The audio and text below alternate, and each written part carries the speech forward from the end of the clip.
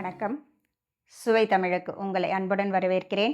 தொழில் ஓமை அணியை ஒரு திருக்குறளை எடுத்துக்காட்டாக கொண்டு அதற்குண்டான விளக்கத்தை முழுமையாக இப்போ நாம் பார்க்கலாம். தொழில் ஓமை அணி பெயர்லேயே அணிக்குண்டான விளக்கம் இருக்குது. தொழிலை ஓமையாக கொண்டு விளக்கக்கூடிய அணி. தொழில் என்றால் செயல் என்பதுதான் பொருள். இப்போ இந்த அணி விளக்கத்தை பார்க்கலாம்.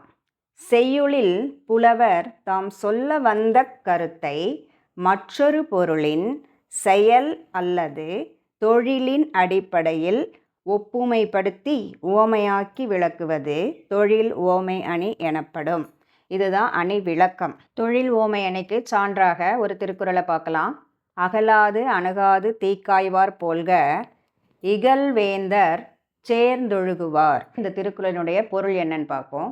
நெருப்பில் குளிர் காய்பவர்கள் நெருப்பிற்கு மிக அருகில் செல்லாமலும் மிகவும் விலகிச் செல்லாமலும் இருப்பதைப் போல அரசனை சார்ந்திருப்பவர்களும் பக்குவமாக நடந்து கொள்ள வேண்டும். குளிர்காலத்துல எல்லாம் பார்த்தோன்னா நெருப்பு மூட்டி அந்த நெருப்பிலிருந்து வரக்கூடிய சூட்டில் குளிர் காய்பாங்க.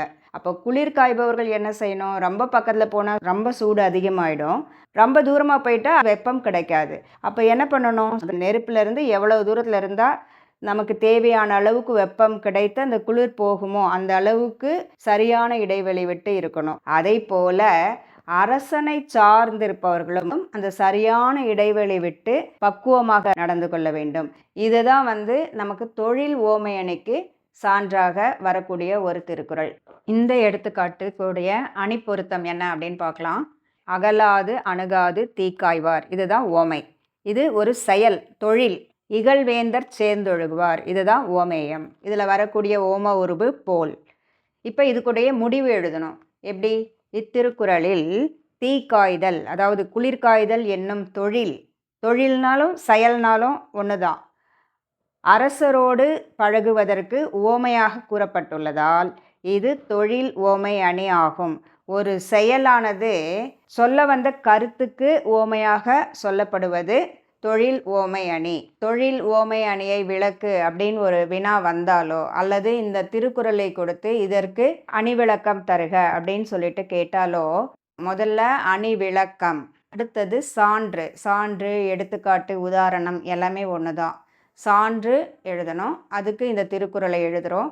அடுத்து அந்த சான்றினுடைய பொருள், நம்ம குறள் எழுதினோம் இல்லையா, அதனுடைய பொருள் அடுத்தது தெளிவாக எழுதணும். எழுதிட்டு அணி பொருத்தம் அப்படின்னு சொல்லிட்டு போட்டு இதில் இந்த மாதிரி எழுதுகிறோம். ஓமை தனியாக, ஓமயம் தனியாக, ஓம உருபு இருந்தால் எழுதலாம், அதையும் எழுதுகிறோம். எழுதிட்டு அதுக்கப்புறம் இந்த திருக்குறள் இந்த காரணத்தினால தொழில் ஓமை அணிக்கு எடுத்துக்காட்டாக இருக்கிறது அப்படிங்கிற இந்த முடிவை கண்டிப்பாக விளக்கமாக எழுதினாதான் இந்த வினாவுக்கான முழு மதிப்பெண்களை பெற முடியும். இதுவரையிலும் தொழில் ஓமை அணி என்றால் என்ன, இந்த தொழில் ஓமை அணியை விளக்கு அப்படின்னு ஒரு வினா தேர்வில் வந்தால் அதை எப்படி முறையாக சரியாக எழுதி முழு மதிப்பெண்களை பெறுவது என்பது பற்றியும் பார்த்தோம். இந்த தொழில் ஓமை அணியை பற்றிய பதிவு உங்களுக்கு மிகவும் பயனுள்ளதாக இருக்கும் என்று நம்புகிறேன். இது போன்ற மற்றொரு பதிவின் மூலம் மீண்டும் சந்திப்போம். நன்றி.